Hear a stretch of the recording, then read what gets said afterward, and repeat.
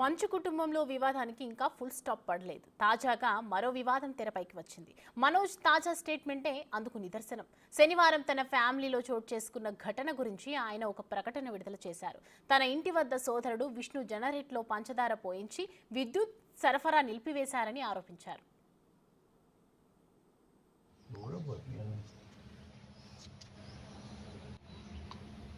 తాను సినిమా చిత్రీకరణలో ఉన్నానని, కుమారుడి స్కూల్లో ఈవెంట్కు తన సతీమణి హాజరైందని చెప్పారు. తన అమ్మ పుట్టినరోజు సందర్భంగా కేక్ ఇచ్చే నేపంతో తన సోదరుడు విష్ణు తన అనుచరులు రాజ్ కొండూరు, కిరణ్ విజయరెడ్డిలతో పాటు కొందరు బౌన్సర్లతో ఇంటికి ప్రవేశించాడని తెలిపారు.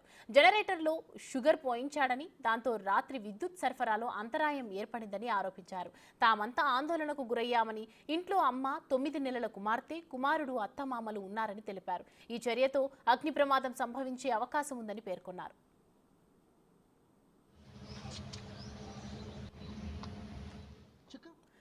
జనరేటర్లకు సమీపంలో వాహనాలు పార్క్ చేసి ఉన్నాయని, అక్కడే గ్యాస్ కనెక్షన్ ఉందని తెలిపారు. విష్ణు టీం ఇంటి నుంచి వెళ్లిపోతూ తన వద్ద పనిచేసే వారిని అక్కడి నుంచి పంపించేసిందని అన్నారు.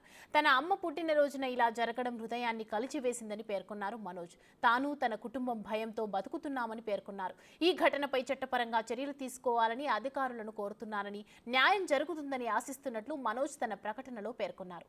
ఈ ఘటనపై పాడి షరఫ్ పోలీస్ స్టేషన్కు వెళ్లి మనోజ్ ఫిర్యాదు చేయనున్నట్లు తెలుస్తోంది.